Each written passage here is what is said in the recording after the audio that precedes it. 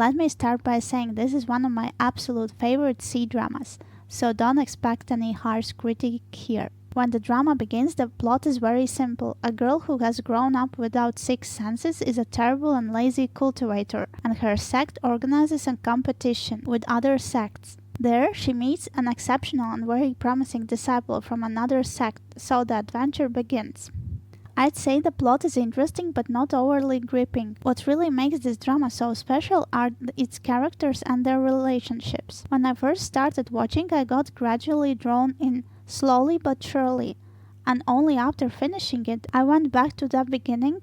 I fell in love with the early scenes even more. For example, Sifeng and Xuanji romantic moments, starting from when she literally falls on him and he tries to reject her while stuttering but still ends up taking her to the competition registration. And then how Sifeng tries to explain all six senses to her by using food. The moment was just so sweet. Or Sifeng's jealousy when he finds out that Xuanji went to man's bathhouse to retrieve his mother's hairpin. His jealousy is just so cute.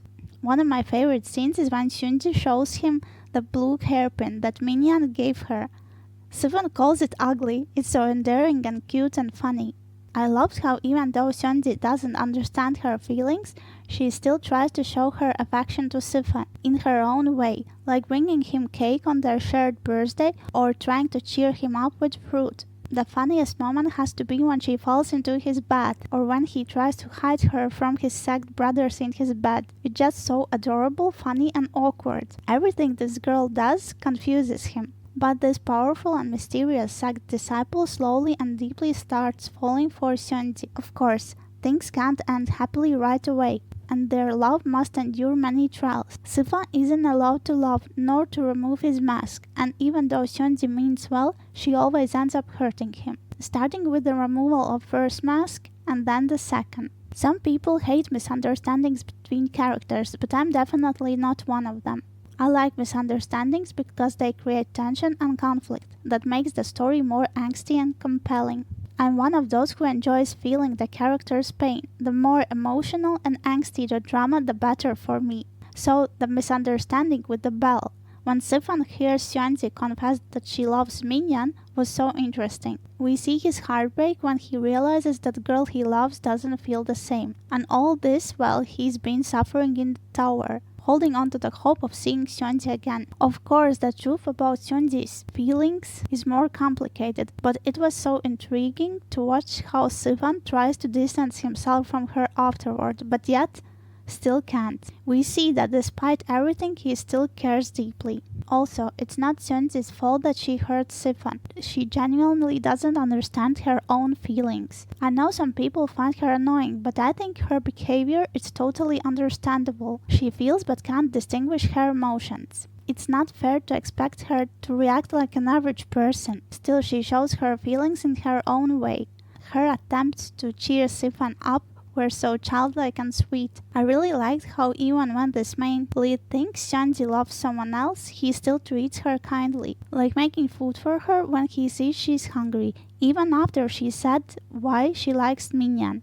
The misunderstanding in Minyan and Xuanji's room when Sifeng's snakes used magic really showed the character personalities. Like Xuanji's sister Linglong, I loved that she immediately took her sister's side and blamed Minyan for everything. And then, when Xuanji said he wasn't guilty, she still supported her sister even though it broke her own heart. Even though the sister is ungrateful, impatient and prideful, she always defends Xuanji and takes her side. I really like that. Also, I live for imperfect characters. The only character that wasn't evil but still annoyed me was Sifeng's snake. Sifeng's suffering. Maybe some people found it too much, but since I love angst, I had no complaints, especially when it's revealed that in every past life he died because of Xuanji and that she never loved him in any of them, even betrayed him sometimes, but he always remained loyal. That made me admire him even more. And even after learning the whole tragic past,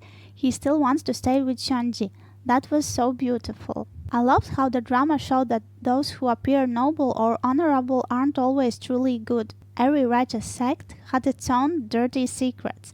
Even Hao-chan, the heavenly ruler, was a complete sociopath who didn't care about human lives and could easily betray a friend. Meanwhile, the demons like Fox, Monkey, and Sifeng turned out to be genuinely good. A great lesson not to judge based on appearance or status, but to consider each case individually. I really liked Minyan, Linglong, and Wutong arc. What she had to endure was insane, especially the scene where he shoves food into her mouth with his hand. It was so awful. Overall, Wutong was a very interesting character. The way everyone hunted him from the start really pushed him into doing the worst things. I don't excuse him, but I understand his motivation. He always wanted to survive and be at the top because he was tired of being humiliated and feeling like a loser, but his ego and pride led to his downfall. His attitude toward Linglong was fascinating. When the flower spirit tried to be kind to him, he got angry because he realized Linglong never would. She symbolized everything he couldn't have. She was sect leader's daughter, prideful, loved, and respected, and he never felt worthy of her. He wanted to dominate her, but at the same time he wanted her to look down on him because deep down, his insecurities and inferiority complex were eating him alive. What I really loved was characters' relationships, both the main and side ones. They were also well developed and explored. I liked that the ending wasn't just good, but satisfyingly long and emotionally complete. Sifeng suffered so much, he truly deserved that happy ending and the feeling of being loved by his once-in-a-lifetime, or rather once-in-many lifetimes love. The chemistry between the main leads was pure sparks. They were a perfect match. I never doubted their love, not once. I never seen anything more real. The way they looked at each other feels like you're witnessing an actual intimate moment between people who truly love each other, not just actors pretending. Honestly, I haven't seen anything more convincing. There's that one spicier scene on YouTube, and really, how could anyone say that they didn't feel something for each other? The acting was phenomenal. Now, I want to talk about Hao-chan. Oh, how I hated that character. Sometimes I wanted to crawl through my monitor screen and strangle him, and that was before I even found out what he really did to Xuanji. He was so infuriating, so repulsive, always thinking he was acting for the greater good. He couldn't see how evil his actions were because he always justified them by saying he was right. So self-righteous, it was disgusting. And when he destroyed the flower Xuanji grew for Sifeng, my heart shattered. That was just cruel.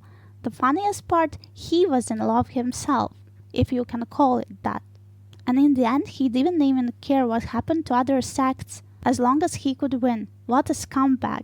And then, when I finally learned what he did to Star of Mosha, killed his friend, and turned him into a war goddess who, under his control, slaughtered her own people without even knowing, I hated him even more. A complete monster.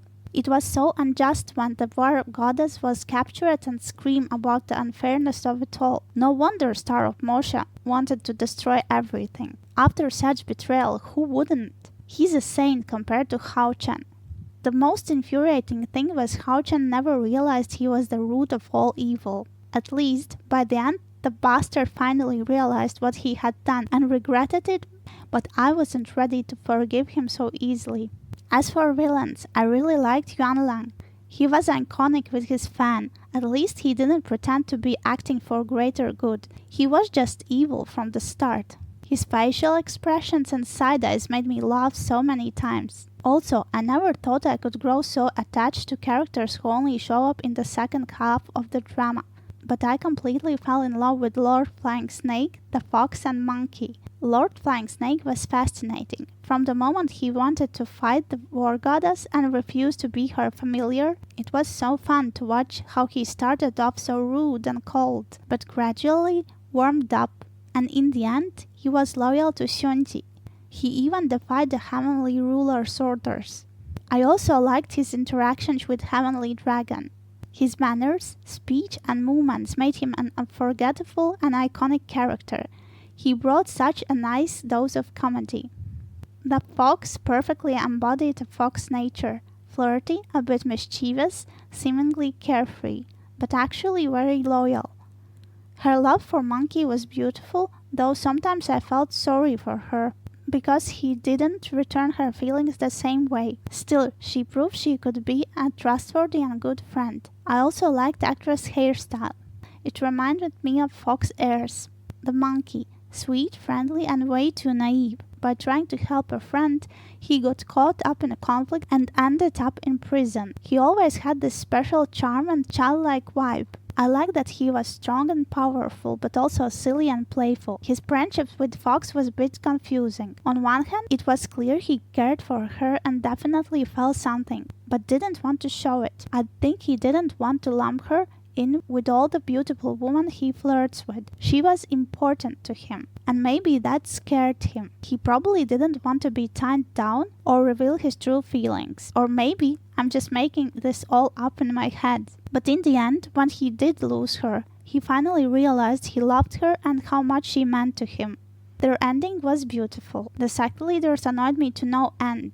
They were so stupid, arrogant, and utterly useless. Of course, Xuanji's father was most infuriating. His attitude towards Sifeng was just awful. Honestly, none of those sect representatives were worth anything. They weren't strong nor honorable. The only word that describes them all is hypocrite. They preach one thing, but do complete opposite. Silver Snake. Like I said, I really didn't like this character. It irritated me how she kept trying to come between Xuanji and Sifeng. I didn't even like the fact that she was in love with Sifeng. I mean, I just couldn't stand anything that tried to interfere with their perfect couple. The only positive thing about her was that she brought conflict to the story, and that made the drama more interesting. But toward the end, the mushroom incident. Because of her, Sifeng nearly died. In that moment, I just wanted to strangle her. So her touching that scene didn't move me at all.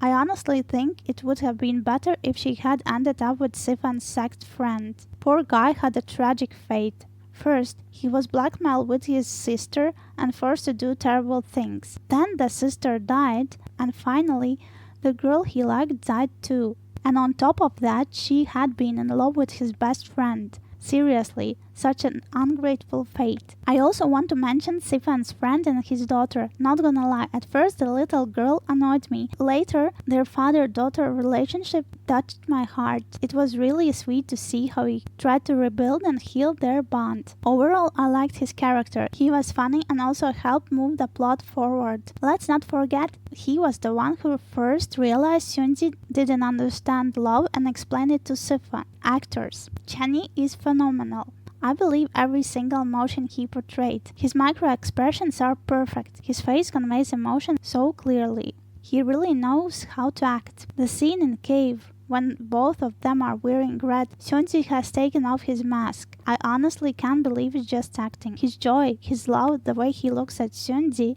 it's like it's real.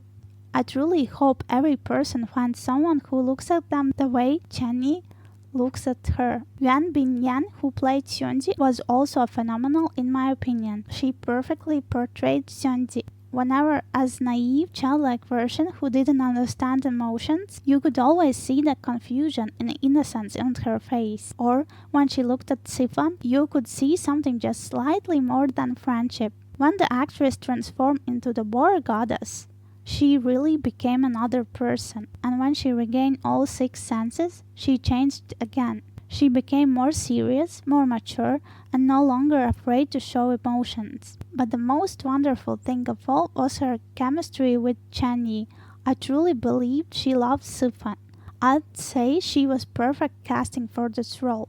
They suited each other so well and enhanced each other's performances. I can't imagine anyone else in these roles. As for negatives, I only have 2 complaints. First, the costumes could have been prettier. For example, the Goddess of War outfit looked too big. And the second, although the Star of Morsha was an interesting character, I would have reduced his screen time in the final episodes. The music was okay. I remember the songs, but I didn't go back to listen to them afterward. I definitely recommend this drama to anyone who enjoys angst, misunderstandings between the leads, suffering along the characters, long storylines, complex relationships between both main and side characters, and truly good acting and epic romance. I wouldn't recommend it to those who prefer short dramas, can't understand misunderstandings, or get easily annoyed by self-righteous characters. Also not for those who are very particular about costume design or expect top-tier CGI. For me, this is kind of drama where I will go back from time to time and rewatch the cute, sweet and romantic moments. This couple is my top 1 for best on-screen chemistry that isn't toxic. They're just so cute together. So yes, I'm giving this drama 9 out of 10.